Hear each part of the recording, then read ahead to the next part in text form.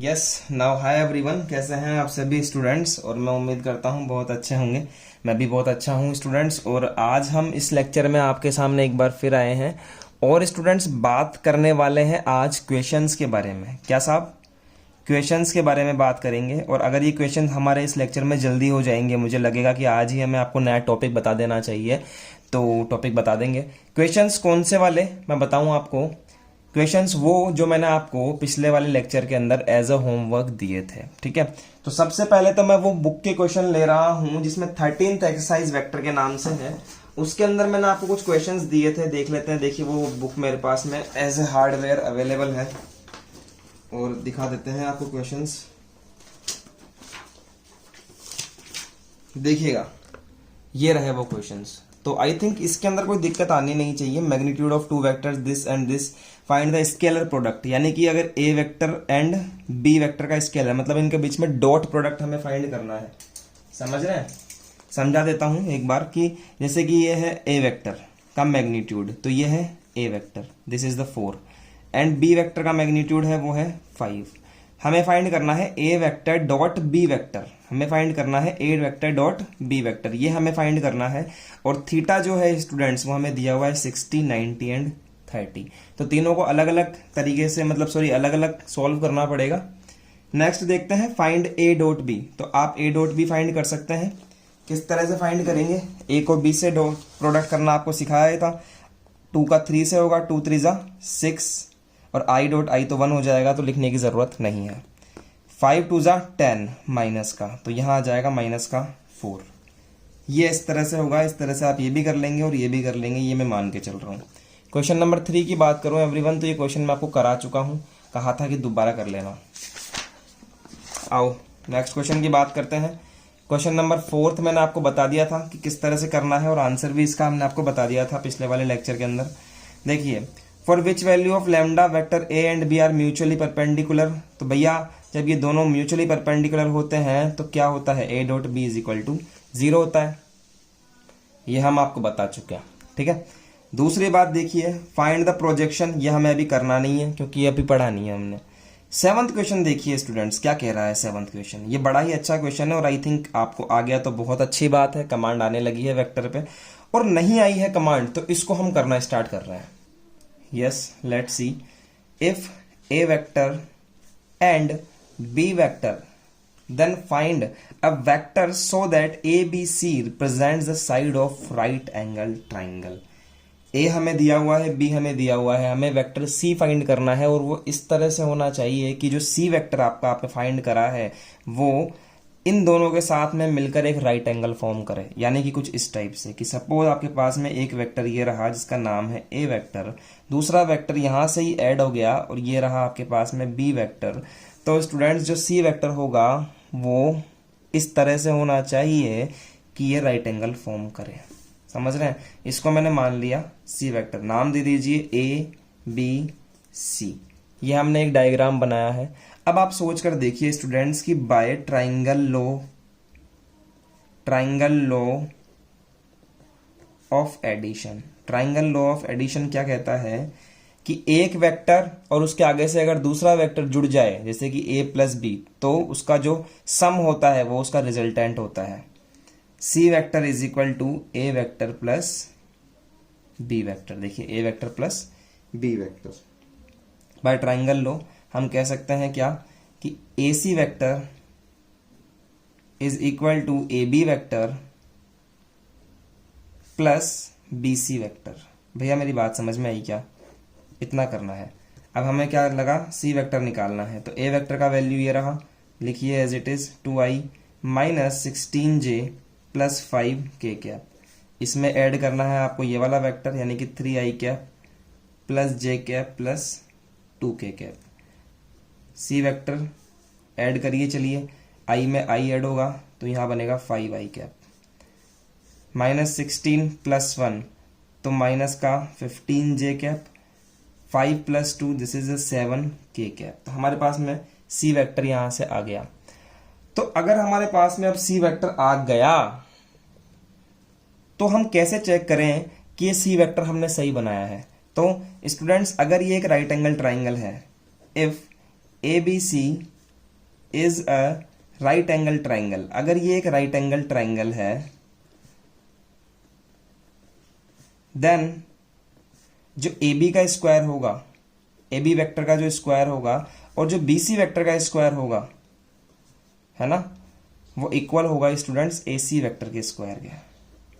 ये बात आपको पता रहनी चाहिए, समझे बात को। तो चलिए बात करते हैं ए बी वेक्टर के बारे में।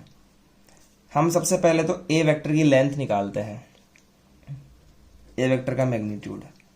नाउ ए वेक्टर का मैग्नीट्यूड कैसे निकालोगे, ये रहा ए वेक्टर और इसका मैग्नीट्यूड कुछ इस टाइप से निकलेगा, 2 का स्क्वायर प्लस माइनस के 16 का स्क्वायर प्लस 5 का स्क्वायर। सॉल्व करेंगे तो हमारे पास में आएगा यहाँ पर 4 और यहाँ पर आएगा स्टूडेंट्स 256 प्लस 25, टोटली आ जाएगा 285 अंडर रूट। क्योंकि मुझे स्क्वायर चाहिए होता है पाइथागोरस थ्योरम प्रूफ करने के लिए, तो ए मोड का स्क्वायर या फिर मैग्नीट्यूड का स्क्वायर मैं कह सकता हूँ, तो यहाँ मिल जाएगा 285। समझे, बॉक्स में पैक किया। नाउ बी वेक्टर, जो बी वेक्टर है वो उसका मैग्नीट्यूड हम लोग निकालेंगे। यहाँ पर क्या आएगा बी वेक्टर का मैग्नीट्यूड, ध्यान से देखिए, ये रहा B vector, 3 square 1 square and 2 square, 3 square 1 square and 2 square. क्या बनेगा यहाँ पर 9 प्लस 1 प्लस 4, क्या बना यहाँ पर 14 बना। ठीक है, तो ये हमारे पास में अब हम इसका स्क्वायर निकालना चाहेंगे, तो ये क्या आएगा स्टूडेंट्स, हमारे पास में 14 आ जाएगा। चलिए यहाँ तक बात समझ में आई। अब हम सी वेक्टर का मैग्नीट्यूड निकालना चाहते हैं, मैग्नीट्यूड ऑफ सी वेक्टर। तो मैग्नीट्यूड ऑफ सी वेक्टर के लिए सी देखिए ये रहा हमारे पास में, तो 25, 5 का स्क्वायर कर दिया डायरेक्टली, और यहाँ पर मैं अगर 15 का स्क्वायर करूँ तो आएगा 225, समझ में आया, प्लस 7 का स्क्वायर करूँगा तो 49। जब मैं तीनों को ऐड करूँगा तो मुझे मिलेगा 299। ठीक है, और सी वेक्टर का जब मैं स्क्वायर करूँगा मैग्नीट्यूड का तो मुझे मिलेगा 299। मिल गया स्टूडेंट्स। देखिए इन दोनों साइड का जो सम है, स्क्वायर का जो सम है वो हमें सी के इक्वल मिल रहा है, तो मैं बोलूँगा यहाँ पर कि here magnitude of A vector square magnitude of B vector square is equal to magnitude of C vector square. Hence, C vector is such that A vector, B vector and C vector are the vectors of a right angle triangle. Hence, proved. तो इस तरह से आपको ये चीज prove करनी पड़ेगी। समझ में आई स्टूडेंट्स आपके। चलिए लिख लीजिए इसको आप वीडियो को पीछे करके, जहां पर आपको साफ क्लियर दिखेगा। तो चलिए हम देखते हैं नेक्स्ट क्वेश्चन नंबर नेक्स्ट देखिए, क्वेश्चन नंबर 8 हम आपको बताएंगे आज। आपके पास में होगा क्वेश्चन नंबर 8। वो क्या कह रहा है क्वेश्चन नंबर 8, हमें ये कंडीशन दी हुई है एवरीवन, देखिए ये वाली, और हमें कह रहा है कि आपको ए वेक्टर एंड बी वेक्टर को म्यूचुअली परपेंडिकुलर प्रूफ करना है। दैट मीन्स आपके दिमाग में एक बात आनी चाहिए कि हमें कंडीशन प्रूफ करनी है A dot B is equal to 0। ये कंडीशन हमें प्रूफ करनी है इस कंडीशन से। तो कैसे प्रूफ करेंगे, देखिए आप यहाँ पर सबसे पहले सॉल्यूशन लिखेंगे और बोथ साइड स्क्वायर करेंगे। ये देखिए, अब स्क्वायर करना आपको आता ही है, ए प्लस बी का होल स्क्वायर नहीं लगाएंगे बल्कि 2 बार लिखेंगे इस तरह से, और अब इनको दोनों ब्रैकेट्स को आपस में मल्टीप्लाई करेंगे कुछ इस तरह से। देखिए ए को ए से किया तो ए डॉट ए आया, ए को बी से किया तो ए डॉट बी आया। सिमिलरली बी को ए से करेंगे तो बी डॉट ए, और बी को बी से करेंगे तो बी डॉट बी, और यहाँ पर भी सेम वही काम किया है एवरीवन। अब क्या करेंगे, देखिए ए डॉट ए का मल्टीप्लीकेशन हो जाएगा मैग्नीट्यूड ऑफ ए स्क्वायर, यहाँ बन जाएगा 2 ए डॉट बी, और यहाँ बन जाएगा बी का magnitude square is equal to A magnitude minus this is 2 A dot B, और यहां पर आ जाएगा बी वेक्टर का मैग्नीट्यूड स्क्वायर। ओके, अब देखिए ए वेक्टर से ए वेक्टर कट गया, बी वेक्टर से बी वेक्टर का मैग्नीट्यूड का स्क्वायर कट गया, क्या क्या बच गया वो लिख लो आप यहाँ पर। 2 A vector dot B vector is equal to minus 2 A vector B vector. देखिए 2 से 2 भी कैंसिल हो गया, ठीक है। अब देखिए आप, यहां है माइनस ए डॉट बी, यहां है प्लस ए डॉट बी। इस माइनस ए डॉट बी को आप इस तरफ ले आइए, A dot B plus a dot b is equal to 0 and this is called 2a dot b is equal to 0। आप इस 2 को नीचे लेकर चले जाइए तो एट लास्ट हमारे पास में आ जाएगा a dot b is equal to 0। तो मैं कह सकता हूं hence a vector and b vector are mutually spelling तो सही कर लेना आप, MUTUALLY म्यूचुअली परपेंडिकुलर। भैया समझ में आई क्या बात? यहां पर आपको हैंस प्रूफ लिखना है। समझ में आई बात?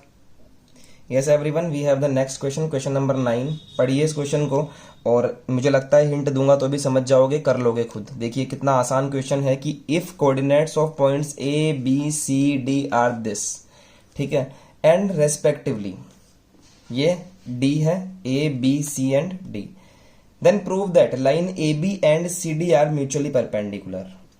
हमें 4 रैंडम पॉइंट दिए हुए हैं, ठीक है, हमें 4 रैंडम पॉइंट दिए हुए हैं। देखिए मैं डायग्राम बनाता हूं इसका। सपोज कि मुझे ए पॉइंट यहां दिया हुआ है, बी पॉइंट यहां दिया हुआ है, सी पॉइंट कुछ यहां पर दिया हुआ है और स्टूडेंट्स डी पॉइंट कुछ यहां पर दिया हुआ है। आप अपने अकॉर्डिंग बना सकते हैं, ठीक है, क्योंकि हमें कुछ बोला नहीं है कि ये क्वाड्रिलेटरल है या फिर कुछ और है, तो हम अपनी मर्जी से क्या करेंगे, 3D के पॉइंट्स लगा लेंगे। भाई अगर आपके 2D के पॉइंट्स होते तो आप XY एक्सिस बना के, परपेंडिकुलर एक्सिस बना के लगा सकते थे, लेकिन ये 3D एक्सिस के पॉइंट है तो आप इसको अपने मन से लगाइए कैसे भी। 4, 5 and -1, this is the 6 C है यहाँ पर, तो ये लगा लीजिए 6, 2, 3, 2 एंड D पॉइंट है 2, 1, 0, तो यहाँ लगा लीजिए 2, 1 एंड 0। अब आप इनको आपस में मैच कर लीजिए जैसे करना चाहते हैं आप। हमसे बेसिकली क्या पूछ रहा है वो देखते हैं पहले तो, कि A B and C D के बीच में हमें परपेंडिकुलर डिस्कस करना है कि ए बी तो ये रहा और सी डी ये रहा। अब समझिए मेरी बात को, हमारा ये डायग्राम आपने बनाया तो है, लेकिन according to the point of view ये गलत है, ठीक है, ये गलती करना जरूरी है, क्योंकि अब आपके समझ में आएगा कि डायग्राम एग्जैक्टली बनाना कैसे है। डायग्राम इस तरह से बनाना है कि जो ए बी है वो सी डी के परपेंडिकुलर आए, मतलब कि कुछ इस टाइप से। देखिए जब तक गलत नहीं करोगे सही समझ में नहीं आएगा। देखिए ए यहां बनाया 3, 2, 4, दिस इज ए, ये बनाया बी 4, 5, -1, और हमें सी डी इस टाइप से बनाना है ताकि वो इसके परपेंडिकुलर हो जाए। यहां डी बना लेते हैं 2, 1, 0। समझ में आया एवरीवन? अब इनको आपस में मैच कीजिए इस तरह से। मैंने मान लिया this is A B vector and this is C D vector और हमें इन्हें परपेंडिकुलर प्रूफ करना है। अब समझिए कैसे करूंगा। सबसे पहले तो आप यहां पर ए बी वेक्टर को फाइंड कीजिए। कैसे फाइंड करेंगे स्टूडेंट्स, ध्यान से देखिए। बी पॉइंट में से ए पॉइंट को लेस कर दो, 4 - 3 i कैप यानी कि 1 i कैप, प्लस लगाओ 5 - 2 j कैप यानी कि 3 j कैप, प्लस लगाओ -1 - 4 -1 - 4 k कैप यानी कि माइनस का 5 k कैप आ जाएगा, तो प्लस माइनस माइनस हो जाएगा। फिर आप निकालो सी डी वैक्टर, समझ गए। डी में से सी को लेस करो, 2 - 6 माइनस का 4 i कैप, 1 - 3 माइनस का 2 j कैप, प्लस लगाओ 0 - 2 माइनस का 2, तो इस तरह से हो जाएगा k कैप और प्लस माइनस माइनस हो जाएगा। आपको ये चीज समझ में आ रही है कि किस तरह से मैं बना रहा हूं ये? अगर नहीं आ रही समझ में तो दोबारा मेरी बात को समझिए ध्यान से। मैं रफली बता देता हूं आपको। जैसे मुझे ए बी वेक्टर को फाइंड करना है तो स्टूडेंट्स पहले सिखाया हुआ है कि 4 में से 3 को लेस करो, 4 - 3 और i कैप लगा दो, फिर बीच में प्लस आएगा, ठीक है।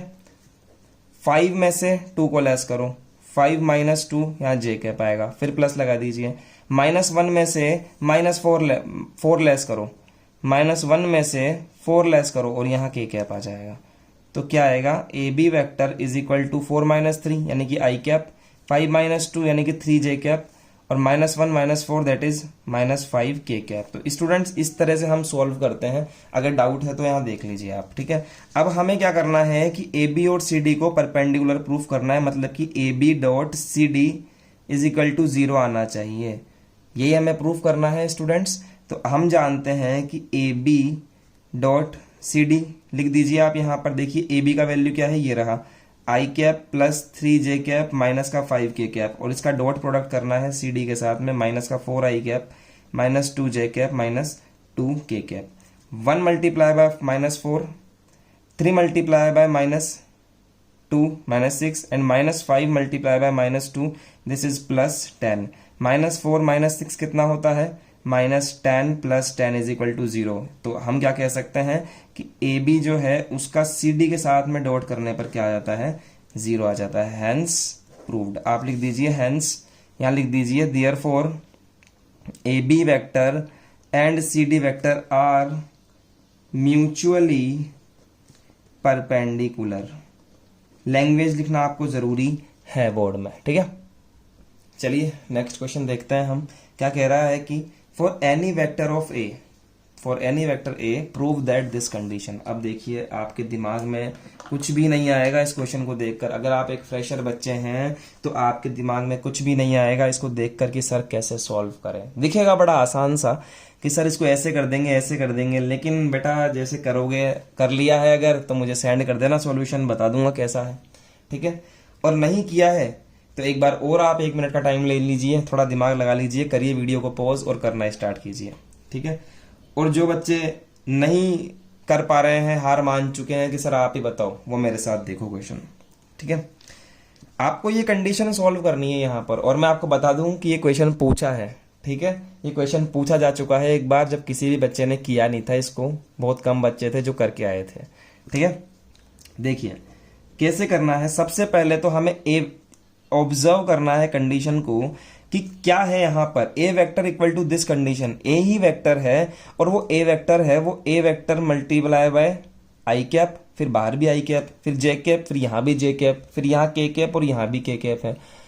तो एवरीवन मैं क्या करूंगा, इस तरह की क्वेश्चन को करने के लिए आप ए को अज्यूम करते हो, let A is equal to A1 I cap, A2 J cap and A3 K cap. आप इस तरह से अज्यूम करते हो एवरीवन, समझ में आई बात। और आप क्या करते हैं, सबसे पहले नाउ आरएचएस को देखिए। भाई एलएचएस में देखने के लिए क्या है, कुछ भी नहीं है, सिर्फ ए वेक्टर है। तो हम आरएचएस को देखकर सॉल्व करेंगे। यहां पर ए वेक्टर जो है वो आई कैप से मल्टीप्लाई हो रहा है, तो मैं यहां निकालूंगा ए वेक्टर डॉट आई कैप। समझ रहे हैं, मैं ये निकालूंगा। मैं कैसे निकलेगा, ए वेक्टर की जगह पर ए वेक्टर यानी कि इसकी वैल्यू, और यहां पर डॉट करके आई कैप। ध्यान से देखो तो A vector dot I cap का वैल्यू क्या मिलेगा, आई सिर्फ आई वाले से मल्टीप्लाई होगा तो यहां मिलेगा सिर्फ और सिर्फ A1। जब आई जे से मल्टीप्लाई होगा तो 0, जब आई के से मल्टीप्लाई होगा तो 0, यानी कि ए आई कैप का वैल्यू क्या मिला, ये मिला स्टूडेंट्स। समझ रहे हैं, इसको नाम दो इक्वेशन नंबर 1। सिमिलरली हमें आरएचएस में दिख रहा है ए डॉट जे, तो आप ए डॉट जे निकालोगे। A vector dot J cap is equal to, A का वैल्यू क्या है, A1 I cap, A2 J cap, A3 K cap, और बाहर क्या लेंगे, जे कैप। आप समझिए, जे जब आई से मल्टीप्लाई होगा तो 0 हो जाएगा, तो जे सिर्फ जे से मल्टीप्लाई होगा यहां पर, जे डॉट जे 1 यानी कि सिर्फ A2 बचेगा मेरे पास में। तो ये आप लिखो इक्वेशन नंबर 2। समझे यहां तक की बात। इसके आगे की बात देखो, अब आपके समझ में आएगी बड़े आसानी से। सिमिलरली डायरेक्टली भी लिख सकते हो। जब ए डॉट आई करने पर A1 मिला, ए डॉट जे करने पर A2 मिला, तो ए और के कैप करने पर आपको A3 ही मिलेगा, चाहे आप करके देख लो। This is equation number 3। समझे। अब आप ये तीनों वैल्यूज जो हैं आप उठा के रख दो आरएचएस में, यहां पर या रखो उठाकर। Put the values from equation 1, 2 and 3 in RHS. आप आरएचएस में रख दो इसको उठा के। देखिए यहां रखेंगे आरएचएस में उठा के इस जगह पर, ठीक है। तो RHS equal to A dot I की जगह पर क्या रखूंगा, A1, ठीक है, A1, और बाहर क्या है, आई कैप। ए डॉट जे की जगह पर क्या रखूंगा, ए डॉट जे की जगह पर A2, ठीक है, और जे कैप एज इट इज। तो plus A2 J cap plus, और स्टूडेंट्स A3 की जगह पर क्या रखूंगा, ए डॉट के की जगह पर A3, तो यस A3 और के कैप एज इट इज। समझ में आया क्या? ठीक है, एट लास्ट क्या बन गया ये A1 I cap, A2 J cap और A3 के कैप। आप याद करो क्वेश्चन के स्टार्टिंग में हमने ए को क्या माना था, A1 I cap, A2 J cap, A3 K cap. तो क्या मैं A1 I cap plus A2 J cap plus A3 K cap को यहाँ पर ए वेक्टर लिख सकता हूँ? लिख सकता हूँ ना स्टूडेंट्स? तो हम क्या लिखेंगे, इक्वल टू LHS। हम RHS से LHS प्रूव कर दिए यहाँ पर, हैंस प्रूव्ड। तो आप ऐसे मत बोलो यहाँ पर कि सर LHS टू RHS ही प्रूव कर सकते हैं, ऐसा कहीं लिखा हुआ नहीं है। RHS टू LHS भी प्रूव कर सकते हैं, तो हम RHS को लेकर यहाँ पर LHS प्रूफ करते हैं। चलिए देखते हैं हमारा नेक्स्ट क्वेश्चन। अब हम करने जा रहे हैं इस बुक का क्वेश्चन नंबर 11। देखिएगा क्या बताना चाह रहे हैं कि यूज वेक्टर्स, हमें वेक्टर ही यूज करना है, to prove that sum of squares of the diagonals of the parallelogram is equal to the sum of squares of their side. क्या कहना चाह रहा है पहले समझिए क्वेश्चन को। यहाँ सॉल्यूशन लिखकर मैं आपके सामने कुछ ड्रॉ करना चाहता हूं, वो देखिएगा स्टूडेंट्स की यहाँ पर हमारे पास में एक पैरेललोग्राम है। पैरेललोग्राम बना देते हैं। सबसे पहले तो मैं पैरेललोग्राम बनाने की कोशिश कर रहा हूं, ठीक है। यहां देखिए, ये एक वेक्टर मैंने बनाया है यहाँ पर, ये दूसरा वेक्टर मैं यहाँ पर इस डायरेक्शन में बना लेता हूं, ठीक है। तो इसकी जो डायरेक्शन है वही डायरेक्शन इसकी ली है मैंने, ठीक है एवरीवन। और इसके बाद में क्या कर रहा हूं, क्योंकि ये वेक्टर ऐसे है, ये वेक्टर ऐसे है, तो इनका जो रिजल्टेंट होगा वो कुछ इस टाइप से होगा और उसकी जो डायरेक्शन होगी वो ऐसे डायरेक्शन होगी। और क्योंकि ये डायरेक्शन ऐसे है, ये ऐसे है, तो मैंने इसका मान लिया ये डायरेक्शन। समझ रहे? इस तरह से काम कर दिया मैंने। नाम दे देते हैं everyone A, B, C and D। Basically हमें प्रूफ क्या करना है वो देखिए कि square of diagonals of the parallelogram, कि पैरेललोग्राम के जो डायगोनल्स हैं उनका स्क्वायर, यानी कि AC का स्क्वायर, AC का स्क्वायर मैग्नीट्यूड इसलिए लगाया क्योंकि लेंथ लेंगे इसलिए। AC का स्क्वायर और BD का स्क्वायर, दोनों के डायगोनल्स का जो स्क्वायर है वो इक्वल होना चाहिए इनकी साइड्स के स्क्वायर के सम के। मतलब कि AB का स्क्वायर प्लस BC का स्क्वायर प्लस CD का स्क्वायर प्लस AD का स्क्वायर। तो ये आपको यहां पर प्रूफ करना है। समझ में आई मेरी बात? तो ये कंडीशन आपको जैसे समझ में आ जाएगी उसके बाद ही आप दिमाग लगा पाओगे, उससे पहले तो आप दिमाग लगा ही नहीं पाओगे। समझ में आई मेरी बात? अब देखिए मैं कैसे दिमाग लगा रहा हूं इसके अंदर। सबसे पहले तो LHS लिखिए यहां पर, ठीक है। और देखिए AC कैसे आ रहा है, AC आ रहा है ऐसे, मतलब AB को और BC को ऐड करने पर। तो हम लिखेंगे we know that according to, we know that AB vector plus BC vector, AB vector plus BC vector is equal to AC vector, ठीक है, by triangle law, by triangle law. समझ में आई क्या मेरी बात? ये आपने लिख दिया, ठीक है। और इसको दे दिया इक्वेशन नंबर फर्स्ट।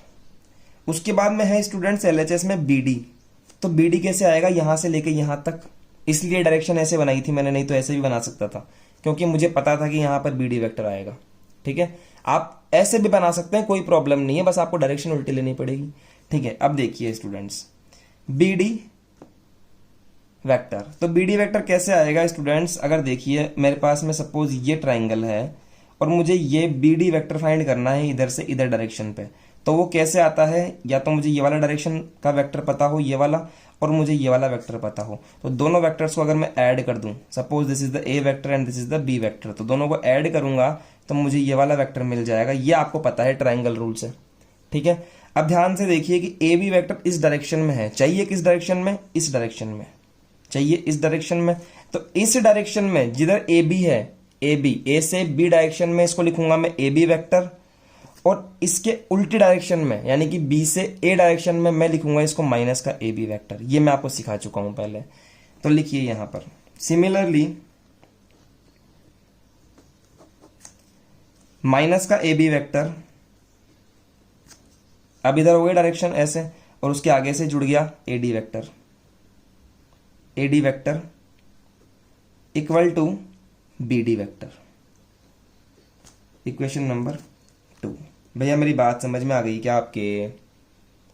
अब हमें कुछ नहीं करना, इसको आप थोड़ा सा ऐसे सेट कर लो कि बीडी का जो स्क्वायर, बीडी जो है, बीडी वेक्टर जो है, आप पहले एडी को लिख लो और माइनस ए बी को लिख लो, बस। तो ये आपने बना दी इक्वेशन नंबर 2 और ये आपकी है इक्वेशन नंबर 1।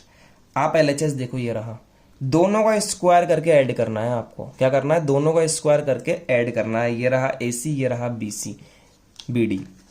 तो मैं क्या बोलूंगा? Squaring and adding both the equations. ठीक है, इधर स्क्वायर करो, देखो आप, A B vector plus B C vector का स्क्वायर प्लस यहां देखिए A D vector plus A B vector का स्क्वायर इज इक्वल टू यहां पर ए सी स्क्वायर और यहां पर B D square plus B D square. भैया समझ में आई क्या बात मेरी?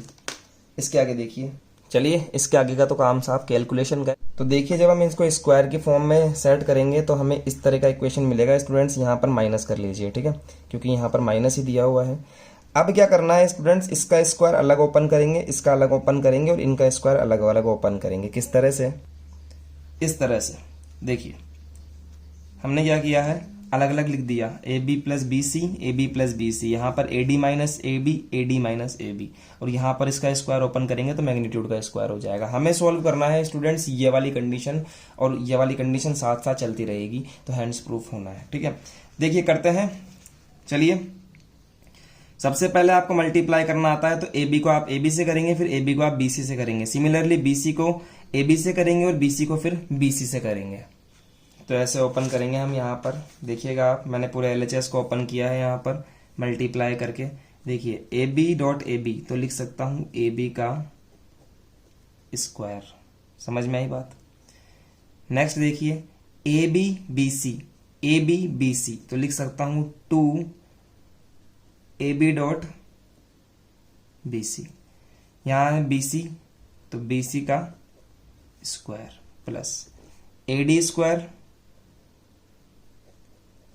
माइनस ए डी, तो 2 A B vector A D vector. यहां लिख दूंगा स्टूडेंट्स ए बी स्क्वायर। समझ में आया एवरीवन? इस तरह से काम करेंगे, बस कुछ नहीं है, सिर्फ कैलकुलेशन कर रहा हूं आपके सामने, और बी डी का मैग्नीट्यूड स्क्वायर। ठीक है, इतनी बात समझ में आ गई। एलएचएस में ए बी आ गया, बी सी आ गया। ठीक है, ए बी बी सी, आप ध्यान से देखिए, ये वाली जो टर्म है और ये वाली जो टर्म है, यहां प्लस की है, ये माइनस की है, यहां 2 है, यहां भी 2 है, यहां भी ए बी है, यहां भी ए बी है। जो बी सी है बस वहां पर ए डी है। तो आप ध्यान से देखिए स्टूडेंट्स कि किसी पैरेललोग्राम के अंदर जो किस किस का फर्क है, बीसी का और एडी का, बीसी और एडी का फर्क है, बीसी और एडी। हाँ जी, किसी पैरेललोग्राम के अंदर जो ये आमने सामने की साइड होती है ना, ये इक्वल होती है स्टूडेंट्स, ये इसके इक्वल है। तो मैं कह सकता हूं कि जो बीसी है वो किसके इक्वल है? एडी के इक्वल है। साइड्स की बात कर रहा हूं। और जो एबी है वो डीसी के इक्वल है। तो मैं बोलूंगा यहां पर कि इन पैरेललोग्राम जो AB है वो जो AB वेक्टर नहीं सॉरी हाँ जो AB वेक्टर है वो DC वेक्टर के इक्वल है, और जो BC वेक्टर है, आप डायग्राम देख लेना, उसमें ऐसे ही लिखा हुआ है, BC वेक्टर है वो AD वेक्टर के इक्वल है। समझ गए? तो स्टूडेंट्स यहां पर जो AD है उसको अगर मैं BC से रिप्लेस कर दूं तो क्या ये वाली टर्म सेम टू सेम इस वाली टर्म के इक्वल हो जाएगी क्या? देखो आप ध्यान से, यहां BC है, यहां भी मैंने BC कर दिया। क्यों कर दिया? क्योंकि AD इक्वल टू BC है। तो जैसे ये BC हुआ तो देखिए ये वाली टर्म और ये वाली टर्म सेम हो गई। ठीक है, ये प्लस की है, ये माइनस की है, दोनों आपस में कट जाएगी। ठीक है, अब जो जो बच गया वो लिखेंगे हम लोग, AB square plus BC square plus AD square plus, और यहां पर भी AB स्क्वायर। ठीक है, AB आ गया, यहां पर AD आ गया, AB BC और AD आ गया, AB आ गया। मतलब कि इसके अंदर से देखिए कौन कौन सी साइड्स आ चुकी है इस पैरेललोग्राम में। AB आ चुका है, देखिए BC आ चुका है, आ गया। उसके बाद में AD आ चुका है, आ गया। और उसके बाद में AB वापस आ चुका है। तो क्या मैं AB को DC लिख दूं वापस से? AB को क्या मैं DC लिख सकता हूं? यहां से देखिए आप AB को क्या लिख सकते हैं? DC। तो लिख दीजिए AB square plus BC square plus AD square plus जो AB है उस AB को मैंने वापस से DC लिख दिया। और स्टूडेंट्स यहां तक का काम हम सॉल्व कर रहे हैं, ये भी तो बगल में चल रहा है। तो AC square plus BD square, यहां पर भी same to same AC square plus BD square. ठीक है, यही कंडीशन हमें सॉल्व करनी थी कि सारी साइड्स का स्क्वायर करके सम करोगे तो उसके डायगोनल्स के स्क्वायर के सम के इक्वल आएगा। Hence proved. आप देख सकते हैं हमने यही कंडीशन सॉल्व करने के लिए बोली थी आपको। देखिए ये रही कंडीशन, और ये कंडीशन हम सॉल्व कर चुके हैं एवरीवन। चलिए इसको लिख लीजिए आप। और अब हम आते हैं हमारे एनसीईआरटी क्वेश्चंस के ऊपर। मैं आपको एक बार ठीक तरीके से दिखा देता हूँ। ये वाला पेज आपको नहीं दिखा हो तो बाय द वे थोड़ा सा जूम आउट करके देखिए, दिख रहा है अब? चलिए लिख लीजिए इसको। और अब हम आते हैं आपके एनसीईआरटी क्वेश्चंस के ऊपर कि आपको कौन कौन से क्वेश्चन आए हैं और नहीं आए हैं। वो मेरे पास में फिजिकली बुक अवेलेबल नहीं है, तो आप प्लीज जो आपने क्वेश्चन लिखे होंगे पिछले लेक्चर में हमने दिए होंगे उन क्वेश्चंस को सामने रख कर बैठिए। मैं आपके सामने सिर्फ नंबर बोलूंगा क्वेश्चन का। एनसीईआरटी क्वेश्चन नंबर 5 का फर्स्ट देखिए, बताते हैं आपको। क्वेश्चन नंबर 5 का फर्स्ट देखिए क्या है। क्वेश्चन नंबर 5 का फर्स्ट ये है हमारे पास में 1/7 2i cap 3j cap plus 6k cap. अब आप बोलोगे कि सर आपके पास में तो फिजिकल अवेलेबल है ही नहीं, फिर कहाँ से बता रहे हो? तो बेटा जी मेरे पास में थोड़ी सी किताब हिंदी मीडियम की अवेलेबल है। देखो आप, आपके नहीं आएगी समझ में, इसलिए मैं इसमें से देख के बता रहा हूँ। ठीक है, लेकिन आपके पास में दिया हुआ है, मैंने एक सॉफ्ट कॉपी पिछले लेक्चर में बताई थी, तो उसको साथ में रख के बैठो आप। मैं तो हिंदी मीडियम से बता दूंगा आपको। ये हमें एक वेक्टर दिया हुआ है स्टूडेंट्स, और इसको हमें यूनिट वेक्टर प्रूफ करना है। क्या करना है? यूनिट वेक्टर प्रूफ करना है। तो जो होशियार बच्चे हैं, जो अच्छे बच्चे हैं, उनको इतनी बात पता है कि कोई वेक्टर अगर मैं मान लूं इसको ए वेक्टर, तो ये कब यूनिट वेक्टर हो सकता है? ये तब यूनिट वेक्टर हो सकता है जब इसका जो मैग्नीट्यूड है वो 1 आ जाए। तो स्टूडेंट्स इसका मैग्नीट्यूड निकाल लीजिए ना आप ऐसे करके। 7 को सबसे पहले तो आप मल्टीप्लाई करिए अंदर की तरफ। A vector is equal to 2/7 i cap plus 3/7 j cap plus 6/7 k cap. इतना काम तो हम कर सकते हैं। ए का मैग्नीट्यूड निकालने का फॉर्मूला क्या होता है? सबसे पहले देखिए कैसे निकालते हैं। रूट लगाते हैं आई के कोफिशिएंट का स्क्वायर, 2/7 का स्क्वायर प्लस 3/7 का स्क्वायर प्लस 6/7 का स्क्वायर। यहां देखिएगा 2/7 का स्क्वायर यानी कि 4/49, this is 3/49 and this is 36/49। जब आप इनको ऐड करोगे तो ये आपको मिलेगा 49 डिवाइडेड बाय 49। तो स्टूडेंट्स क्या आ गया? 1 आ गया। तो ए वेक्टर का मैग्नीट्यूड आ गया 1। तो हम बोलेंगे hence A vector is a unit vector. बस इतनी बात करनी है आपको। बाकी के दोनों भी ऐसे सॉल्व कर लेना, 5th के जो फर्स्ट और सेकंड है वो। क्वेश्चन नंबर 8 के अंदर हमारे पास में 2 वेक्टर हैं, A vector and B vector. तो हमें magnitude of A vector find करना है एंड हमें magnitude of B vector find करना है। क्वेश्चन पढ़िए आप। क्वेश्चन नंबर 8 की बात कर रहा हूं मैं आपसे, है ना। यदि यस ऐसे कह रहा है कि इनके जो मैग्नीट्यूड है ये क्या है? सेम है। ये बात भी आपको क्वेश्चन में बोल रहा है, पढ़ लीजिए आप। एंड आपसे कह रहा है कि थीटा जो है इनके बीच का, जो थीटा है इनके बीच का वो दिया हुआ है 60 डिग्री, और इनका जो स्केलर प्रोडक्ट है वो दिया हुआ है हमें A.B दिया हुआ है कितना? वो दिया हुआ है हमें 1/2। तो हमें स्टूडेंट्स ये फाइंड करना है ये तो हमें फाइंड करना है और ये इन्फॉर्मेशन हमारे पास में दी हुई है। कैसे सॉल्व करोगे? आपको तो एक ही बात पता है, वी नो दैट, हमें तो एक ही बात पता है डॉट प्रोडक्ट के बारे में। क्या पता है कि A vector dot B vector is equal to magnitude of A magnitude of B cos theta. भाई जो जो पता है वो रख दो ऐसे कैसे उठा के। ए डॉट बी का वैल्यू है 1/2, मैग्नीट्यूड ऑफ ए और मैग्नीट्यूड ऑफ बी दोनों सेम है। देखिए तो क्यों ना मैं ए वेक्टर को तो मैग्नीट्यूड ऐसे कैसे रख दूं और बी वेक्टर वाले मैग्नीट्यूड को भी मैं ए वेक्टर ही लिख दूं। तो और कॉस की जगह कॉस लिखे हैं और थीटा की जगह पर 60 लिखे हैं। ठीक है स्टूडेंट्स, इतना काम हमने कर लिया। 1/2 यहाँ लिखा मैंने मैग्नीट्यूड ऑफ ए का स्क्वायर और cos 60 की वैल्यू लिखी है यहाँ पर 1/2। देखिए 1/2 से 1/2 कैंसिल हो गया तो क्या बचा 1 is equal to magnitude of A का स्क्वायर। तो हमारे पास जब इसका स्क्वायर हम हटाएंगे तो हमारे पास में ए वेक्टर का वैल्यू आएगा 1। जब ए वेक्टर का वैल्यू 1 है तो बी वेक्टर का वैल्यू भी तो 1 हो जाएगा क्योंकि आपस में क्या है, ये इक्वल है। समझ में आया? चलिए अब बात करते हैं आपसे क्वेश्चन नंबर 10 के बारे में। देखिए आपके पास में लिखा हुआ होगा number wise question number 10। Question number 10 में कह रहा है कि ए वेक्टर ये रहा, बी वेक्टर ये है और सी वेक्टर ये है, और इसके अलावा कह रहा है कि A vector plus lambda B vector, ये जो वेक्टर है ये सी वेक्टर पे परपेंडिकुलर है, ऐसा आप प्रूफ कीजिए। ऐसे कह रहा है कि ये वाला जो वेक्टर है वो सी वेक्टर के ऊपर परपेंडिकुलर है। प्रूफ नहीं करना है, परपेंडिकुलर दिया हुआ है ऑलरेडी, तो find the value of lambda, find the value of lambda, तो लैम्डा का वैल्यू फाइंड कीजिए, ये कह रहा है क्वेश्चन। अब समझिए कैसे करेंगे इसको।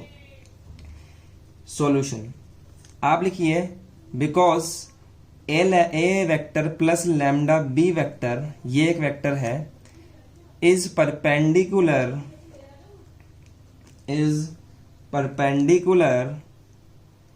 टू सी वेक्टर, या आप ऐसे कीजिए म्यूचुअली परपेंडिकुलर बोलिए इसको। क्या बोलेंगे? Mutually perpendicular. तो A vector plus lambda B vector is mutually perpendicular to vector C, तो हम कह सकते हैं कि A vector plus lambda B vector का जो डॉट प्रोडक्ट होगा सी के साथ में, ये एक वेक्टर है ये पूरा का पूरा, और इसका सी के साथ में जो डॉट प्रोडक्ट होगा वो 0 होगा। तो बस ये कंडीशन आप रख के चलो, आपके लैम्डा की वैल्यू आ जाएगी। देखिए जहां पर ए है वहां हम ए का वैल्यू रखेंगे 2i कैप 2j कैप और 3k कैप, प्लस लैम्डा की जगह लैम्डा रखेंगे और बी की जगह पर ये वाला वैल्यू रखेंगे i cap plus 2j cap plus k cap. इसको बंद करो ब्रैकेट में इस तरह से और डॉट लगा के लिखो सी वेक्टर का वैल्यू क्या है, ये रहा 3i cap plus j cap, 3i cap plus j cap, और इक्वल टू 0 लेकर चलना है students. 3i cap plus j cap minus i cap plus 2j cap plus k cap और 2i cap 2j cap and 3k cap. बिल्कुल सही है, ठीक है। अब क्या करना है स्टूडेंट्स, सबसे पहले तो आपको काम क्या करना है, इस अंदर वाले वेक्टर को सॉल्व करना है। कैसे सॉल्व करेंगे देखिए मेरे साथ में। 2i cap 2j cap 3k cap plus, अब माइनस का i है तो माइनस लैम्डा i, देखिए minus lambda i cap, lambda multiply bye 2 तो प्लस 2 लैम्डा j कैप। ठीक है, देखिए ये j है ये लैम्डा है, एक जैसा मत समझ लेना इसको।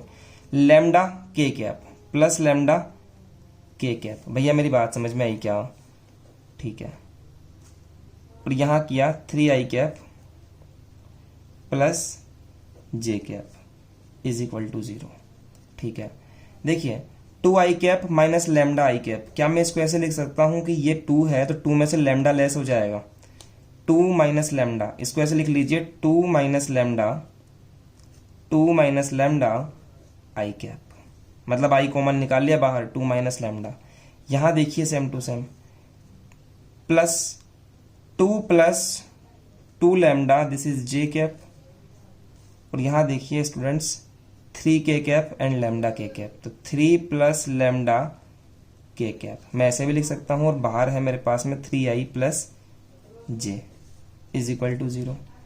अब क्या करिए, इन दोनों का डॉट प्रोडक्ट कीजिए। कैसे करते हैं, i वाले को सिर्फ i से मल्टीप्लाई करते हैं, तो 2 minus lambda multiply by 3, 2 minus lambda multiply by 3 and J वाले को जे से मल्टीप्लाई करेंगे तो 2 प्लस 2 लैम्डा मल्टीप्लाई बाय 1, क्योंकि यहाँ पर 1 है और के का यहाँ पर टर्म नहीं है तो वो 0 है, तो 0 मल्टीप्लाई बाय दिस 0 हो गया पूरा का पूरा ही, इज इक्वल टू 0। ठीक है, 2 3 जा 6 minus 3 lambda plus 2 plus 2 lambda is equal to 0, 6 plus 2 this is 8 और 3 minus lambda 3 lambda plus 2 lambda is equal to this, तो minus lambda is equal to -8 and lambda is equal to students +8। तो इस तरह से हमारा answer आएगा यहाँ पर। समझ में आया आपके? नेक्स्ट क्वेश्चन देखते हैं। ये देखिए हमें ये क्वेश्चन दिया हुआ है, क्वेश्चन नंबर हम बात कर रहे हैं आपसे क्वेश्चन नंबर 11 की। क्वेश्चन नंबर 11 में से कह रहा है कि ए एंड बी वेक्टर आपको कोई नॉन जीरो वेक्टर दिए हुए हैं, 2 वेक्टर, तो प्रूफ कीजिए कि ये वाला जो वेक्टर है, ये वाला जो वेक्टर है और ये वाला जो वेक्टर है, ये दोनों आपस के अंदर परपेंडिकुलर है, म्यूचुअली परपेंडिकुलर है, this vector and this vector. तो स्टूडेंट्स क्या होगा, जब ये दोनों म्यूचुअली परपेंडिकुलर है दैट मीन्स इन दोनों का जो डॉट प्रोडक्ट होगा वो 0 होगा। इतनी तो दिमाग में बात आती है। तो कुछ नहीं करना, हमें इन दोनों का डॉट प्रोडक्ट करना है और एट लास्ट 0 आना चाहिए। तो हम कह देंगे कि दोनों के दोनों वेक्टर क्या है, दोनों के दोनों वेक्टर म्यूचुअली परपेंडिकुलर है। तो सबसे पहले तो एक काम करो, ये अजीब सा लग रहा है देखने में, तो इसको आप लेटस से ऐसे कह सकते हैं कि let P vector is equal to magnitude of A vector B vector plus magnitude of B vector A vector, और क्यू वेक्टर कह देते हैं इस वाले को A vector magnitude and B vector minus this is B vector A vector. इस तरह से आपको कहना है। समझ में आएगी मेरी बात? अब हमें इन दोनों को म्यूचुअली परपेंडिकुलर प्रूफ करना है, तो हम लिखेंगे if P vector and Q vector are mutually perpendicular then P vector है और क्यू वेक्टर है का डॉट प्रोडक्ट कितना आना चाहिए, 0 आना चाहिए। चलिए करते हैं सॉल्व इसको। पी की जगह पर पी रखो, क्यू की जगह पर क्यू रखो। ठीक है, पी क्या है हमारे पास में, A vector magnitude B vector plus B vector magnitude A vector, और इसका मुझे डॉट करना है क्यू वेक्टर के साथ में। क्यू वेक्टर क्या है, A vector dot B vector minus B vector magnitude A vector. चलिए सॉल्व करना स्टार्ट करते हैं। इस फर्स्ट वाले को जब इससे मल्टीप्लाई करूंगा तो ध्यान से देखिए, मैग्नीट्यूड ऑफ ए और मैग्नीट्यूड ऑफ ए को जब मैं डॉट प्रोडक्ट करूंगा इसके साथ में तो बन जाएगा मैग्नीट्यूड ऑफ ए का स्क्वायर और B dot B vector dot B vector. जब मैं इसको इससे मल्टीप्लाई करूंगा तो बनेगा, देखिए क्या बनेगा, ध्यान से देखिएगा, माइनस, क्योंकि यहां माइनस है, magnitude of A vector magnitude of B vector, ये बनेगा B vector dot A vector. समझ में आया? अब इस वाली टर्म को मैं इससे मल्टीप्लाई करूंगा तो क्या बनेगा, बी वेक्टर का मैग्नीट्यूड ए वेक्टर का मैग्नीट्यूड, तो लिख सकता हूं मैं A vector magnitude B vector magnitude और ए डॉट बी। अब इसको इससे मल्टीप्लाई करूंगा स्टूडेंट्स तो क्या बनेगा, माइनस मैग्नीट्यूड ऑफ बी का स्क्वायर ए डॉट ए। इतनी बात तो शायद आपके समझ में आ जाती है। इसके आगे का काम देखो आप। इसका काम सिंपल सा इतना सा है कि यहां भी A magnitude B magnitude A magnitude B magnitude A dot B हो चाहे बी डॉट ए हो, सेम है। ये वाली जो टर्म है और ये वाली जो टर्म है सेम है, तो ये आपस में कट जाएगी। क्या क्या बच रहा है वो लिखते हैं। देखिए क्या बच रहा है, मैग्नीट्यूड ऑफ ए का स्क्वायर, तो बी डॉट बी भी क्या होता है, मैग्नीट्यूड ऑफ बी का स्क्वायर होता है।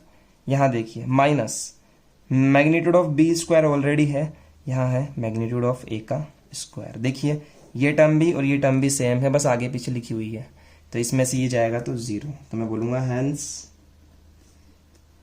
Hence P vector and Q vector are mutually perpendicular. देखो मैंने कितने सारे क्वेश्चन करवा दिए आज आपको परपेंडिकुलर पे, यानी कि इंपॉर्टेंट है, आता है ये क्वेश्चन बेसिकली। ये कंडीशन दी हुई है क्वेश्चन नंबर 12 में कि A dot A is equal to 0 है and A dot B is equal to भी 0 है। तो बताइए what you can say about the B vector, कि बी वेक्टर के बारे में कुछ बताइए अपने अकॉर्डिंग। तो देखिए स्टूडेंट्स, मैं क्या बता सकता हूँ कि ए डॉट ए जो हमें दिया हुआ है वो 0 है, दैट मीन्स मैं लिख सकता हूं कि ए का magnitude is equal to 0, square is equal to 0। तो मैं कह सकता हूं कि ए का जो मैग्नीट्यूड होगा, स्क्वायर हटेगा तो भी 0 रहेगा, यानी कि ए का मैग्नीट्यूड क्या है, 0 है। It means A vector is a zero vector. कौन सा वेक्टर है ए वेक्टर? एक जीरो वेक्टर है। जब ए वेक्टर एक जीरो वेक्टर है तो चाहे यहां हो चाहे यहां हो, साथ में जो भी होगा उसको जीरो कर देगा और आंसर कितना आएगा, 0 आएगा। जब ये ए वेक्टर यहां पर है जिसकी वैल्यू 0 है, तो साथ में कुछ भी हो वो आंसर तो 0 ही लाएगा, क्योंकि खुद 0 है। आपको पता है 0 होता है, साथ में बड़ी से बड़ी टर्म होती है, उसको क्या कर देता है, 0 कर देता है। तो जब A vector is a zero vector तो बी वेक्टर कुछ भी हो सकता है, वो 0 ही लाएगा। तो मैं बोलूंगा hence B vector can be any arbitrary vector. B vector कोई सा भी हो सकता है, क्योंकि ए वेक्टर तो 0 है और साथ में होगा तो वो 0 तो कर ही देगा। ठीक है। Next question number 13 is a very very important question. लिख लेना उस क्वेश्चन को, बड़ा ही अच्छा क्वेश्चन है और बोर्ड में पूछा भी गया है, सीबीएसई आरबीएसई दोनों में पूछा गया है। क्वेश्चन है for vectors A vector B vector and C vector, ये कंडीशन आपको दी हुई है कि तीनों का सम कितना है, 0 है। Then what will be the value of this condition. This condition की वैल्यू आपको फाइंड करनी है कि इसकी वैल्यू क्या होगी। तो इस तरह का क्वेश्चन कैसे करेंगे देख लीजिए। फिक्स है मेथड, इस तरह के क्वेश्चन आते हैं, फिक्स होता है मेथड, स्क्वायर कर दो बस। गिवन क्या क्या है, वी नो दैट लिखो यहां पर, we know that language A vector plus B vector plus C vector कितना है, 0 है। Squaring both sides, squaring both the sides, दोनों तरफ स्क्वायर करो। A vector plus B vector plus C vector dot यहाँ स्क्वायर करो इक्वल टू 0। 0 का square तो 0 ही रहेगा। कैसे करेंगे square, A vector plus B vector plus C vector, यहाँ पर डॉट लगाइए, A vector plus B vector plus C vector is equal to 0। अब मल्टीप्लाई करेंगे A dot A dot B और A dot C. Similarly B dot A, B dot B, थोड़ा सा fast चल रहे हैं, प्रॉब्लम तो नहीं हो रही है, बी डॉट सी प्लस, बस मल्टीप्लाई कर रहा हूं सिर्फ, C dot A plus C dot B plus C dot C is equal to 0। ध्यान से देखिए एवरीवन, क्या कर रहा हूं, ए डॉट ए यानी कि ए का स्क्वायर, ठीक है, और बी डॉट बी कहाँ गया, ये रहा B dot B and this is the C dot C. एक बात पे गौर कीजिए, क्वेश्चन पढ़िए एक बार। क्वेश्चन के अंदर ऐसा लिखा हुआ है कि जो A vector B vector and C vector है ना, ये तीनों वेक्टर यूनिट वेक्टर्स हैं। तो यहां लिख दीजिए and A vector is equal to magnitude equal to 1 है, बी वेक्टर का जो मैग्नीट्यूड है वो 1 है एंड सी वेक्टर का जो मैग्नीट्यूड है वो 1 है। यानी कि इनका मैग्नीट्यूड कितना दिया हुआ है स्टूडेंट्स, हमें 1 दिया हुआ है। ये कैसे पता लगी है मेरे को बात, आप क्वेश्चन पढ़िए। क्वेश्चन नंबर 13 में कह रहा है कि A vector B vector C vector are unit vectors, ठीक है। तो यहां देखिए मैंने लिखा ए डॉट ए को मैग्नीट्यूड ऑफ ए का स्क्वायर, ए डॉट बी और बी डॉट ए को मैंने लिखा 2a डॉट बी, लिख सकता हूं। ए डॉट सी यहां पर भी है, ए सी डॉट ए यहां पर भी है, तो इन दोनों को मैं लिख सकता हूं 2 ब्रैकेट में ए डॉट सी, ठीक है। और स्टूडेंट्स ये वाला बचा बी वेक्टर का स्क्वायर प्लस, देखिए यहां पर बी सी है, बी सी यहां पर भी है, सी बी हो चाहे बी सी हो बात बराबर है। तो बी सी और सी बी को लिख दिया 2b dot C. At last मेरे पास में टर्म बचती है सी डॉट सी, यानी सी का मैग्नीट्यूड स्क्वायर। देख लीजिए सारी की सारी टर्म कवर कर लीजिए, बीच में कोई सी भी टर्म मैंने छोड़ी नहीं है। देखिए A dot B, A dot A और ए डॉट ए और कहां पर है, हाँ ए डॉट ए था तो एक ए स्क्वायर आ गया ना। A dot B, A dot B के साथ में कवर करी बी डॉट ए, ठीक है, 2 टर्म्स कवर हो गई। ए डॉट सी के साथ में कवर करी सी डॉट ए, ये कवर हो गई। बी डॉट सी के साथ में कवर करी सी डॉट बी, बाकी बची तीन टर्म्स 1 2 एंड 3। तो ए का मैग्नीट्यूड स्क्वायर, बी का मैग्नीट्यूड स्क्वायर एंड सी का मैग्नीट्यूड स्क्वायर, इस तरह से कर दिया। हमें पता है कि मैग्नीट्यूड ऑफ ए का वैल्यू 1 है, इसका 1 है और इसका भी 1 है। लिख दीजिए 1 प्लस 2 कॉमन ले लीजिए इन तीनों टर्म्स में से, 1 2 एंड 3 टर्म्स में से।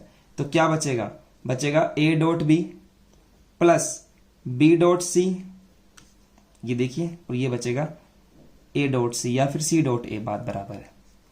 इसमें और इसमें से तीनों में से कॉमन ले लिया, बाकी क्या क्या बचे, इसका वैल्यू 1 रख दिया, इसका वैल्यू 1 रख दिया और इसका भी वैल्यू 1 रख दिया, is equal to 0।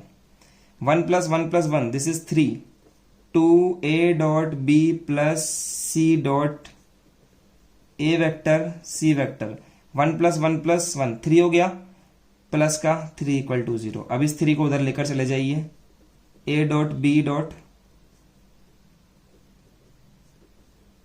A vector dot C vector, 3 को उधर लेकर चले जाएंगे तो -3 हो जाएगा और ये 2 नीचे चला जाएगा तो हो जाएगा इस तरह से।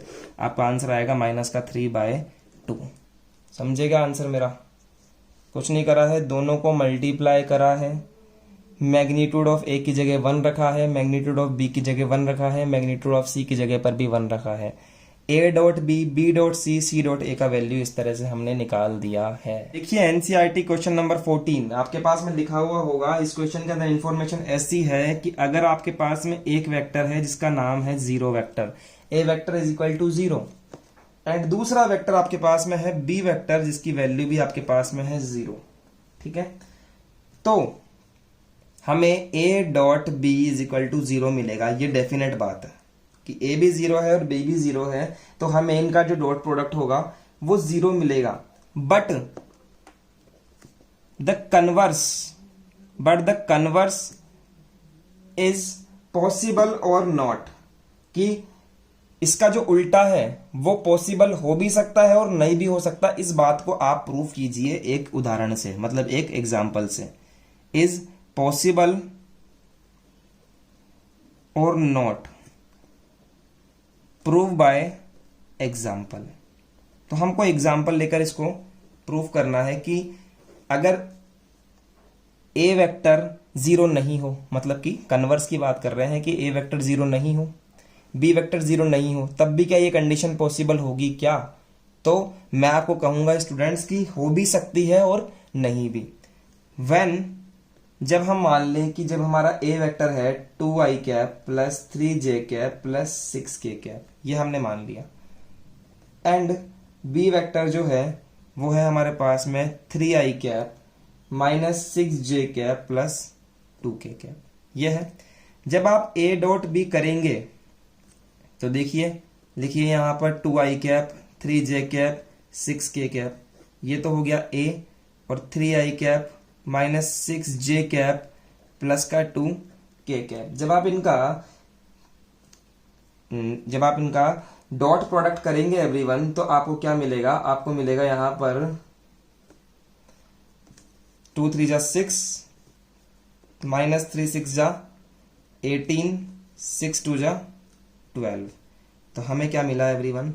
18 माइनस 18, 0 आ गया, ठीक है। हमने इस तरह के वेक्टर लिए थे कि 0 आ गया, ठीक है। तो देखिए हमें यहां पर 0 मिला। इसका मतलब हम कह सकते हैं कि जरूरी नहीं है कि जब a और b 0 हो तभी इनका डॉट प्रोडक्ट 0 आए। जब ये दोनों नॉन जीरो भी रहेंगे, देखिए नॉन जीरो है। नॉन जीरो कैसे पता लग रहा है कि नॉन जीरो है? पता कीजिए कि जब आप a वेक्टर का मैग्नीट्यूड निकालते हो तो आपको √49 मिलता है, यानी कि 7 मिलता है, ठीक है। और जब आप b वेक्टर का मैग्नीट्यूड निकालते हो तो भी आपको क्या मिलता है? 3 3 9 प्लस 4 36, यस, तो भी आपको रूट में 49 मिलता है। तो आपने क्या लिया है? 2 नॉन जीरो वेक्टर्स है, a vector and b vector क्या है? 2 नॉन जीरो वेक्टर्स है। तो जब ये नॉन जीरो वेक्टर होंगे ना, तब भी इनका डॉट प्रोडक्ट 0 आ सकता है, ऐसा बताना चाह रहे हैं इसका। तो हम कहेंगे here a vector and b vector are 2 non-zero vectors, and we can say that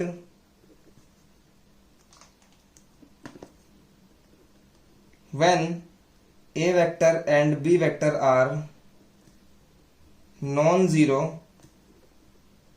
then the dot product can be zero। इस तरह से आप यहां पर एक पुष्टि कर सकते हैं, एक कारण दे सकते हैं। नेक्स्ट है हमारे पास में क्वेश्चन नंबर 18, पढ़िए आप उसको। क्या बोल रहा है कि lambda is a non zero scalar. Lambda एक स्केलर है जिसकी वैल्यू नॉन जीरो है और जो ए वेक्टर है उसका मैग्नीट्यूड ए है। ठीक है, ए है, उसका मैग्नीट्यूड क्या है, ए है। तो लैम्डा मल्टीप्लाई बाय ए एक यूनिट वेक्टर होगा इफ। इसके लिए कंडीशन बताइए आपकी, लैम्डा ए वेक्टर एक क्या होगा, यूनिट वेक्टर होगा। इसके लिए कंडीशन बताइए। तो स्टूडेंट्स कंडीशन के लिए क्या करोगे, हमें पता है कि लैम्डा ए वेक्टर क्या है, एक यूनिट वेक्टर है। इसका मतलब इसका मैग्नीट्यूड कितना होगा, 1 होगा। क्या मैं इसको ऐसे लिख सकता हूं, magnitude of lambda and magnitude of A is equal to 1। Magnitude of A दिया हुआ है मेरे पास में ए, तो लिख सकता हूं यहां पर lambda A is equal to 1। तो यहां पर से जो ए का वैल्यू आएगा वो आ जाएगा 1 अपॉन मोड में या फिर लैम्डा 1 अपॉन लैम्डा। तो आंसर डी जो आपका है यहाँ पर वो बिल्कुल सही आंसर होगा। ये कंडीशन होगी तब जाकर आपका ये एक यूनिट वेक्टर होगा। 2 क्वेश्चन मेरी तरफ से आपके लिए हैं। देखिए कौन कौन से क्वेश्चन। नेक्स्ट क्लास तक आप इन क्वेश्चंस को करिए, जो आज करवाए हैं इनकी प्रैक्टिस तो करिए ही करिए, ये तो करने ही है। इतने सारे आपके मैंने डाउट क्लियर कर दिए होंगे तो आप ये तो करिए ही। और एक क्वेश्चन देकर जा रहा हूं आपको, थोड़ा सा दिमाग उसमें लगाइएगा ताकि आपका दिमाग थोड़ा सा चले। देखिए वो क्वेश्चन कौन सा है, मैं आपको दे रहा हूं यहां पर। क्वेश्चन नंबर 15 है मेरे पास में आपके लिए। देखिए ये रहा क्वेश्चन नंबर 15। इसको आपको क्वेश्चन को करना है एवरीवन। इसमें 2 क्वेश्चंस हैं और आपको इस क्वेश्चन को करना है। 15 क्वेश्चन जो है ये वाला, ये आपको करना है एवरीवन, समझ गए। और एक एनसीईआरटी का क्वेश्चन, क्वेश्चन नंबर ये वाला देखिए जो हमने छुड़वाया था आपको 10.2 में, 10.2 का क्वेश्चन नंबर 14। ये 2 क्वेश्चन आपके लिए होमवर्क में है, इनको करिए आप ताकि आपके समझ में आएगा कि किस तरह से क्वेश्चन होते हैं। और अगर आपने ये क्वेश्चन कर लिए तो इसका मतलब आपका दिमाग चल रहा है। चलिए स्टूडेंट्स, मिलते हैं आपसे नेक्स्ट लेक्चर में। इन दोनों क्वेश्चन को भी सॉल्व करवाऊंगा और नई थ्योरी भी आपके सामने लूंगा। हम इतने सारे क्वेश्चन इसलिए कर रहे हैं क्योंकि आपको मेरे पढ़ाने के बाद में कोई किताब उठाने की जरूरत ना पड़े, कोई कंसेप्ट के लिए कोई किताब उठाने की जरूरत ना पड़े कि सर आपने कम पढ़ा दिया, हमें किताब उठाने की जरूरत पड़ रही है। यहाँ पर इस प्लेटफॉर्म पर सारा सब कुछ आपको दिया जाएगा, दे ही रहा हूं मैं। तो चलिए स्टूडेंट्स, मिलते हैं आपसे नेक्स्ट लेक्चर में। आज के लिए ऑल द बेस्ट एवरीवन।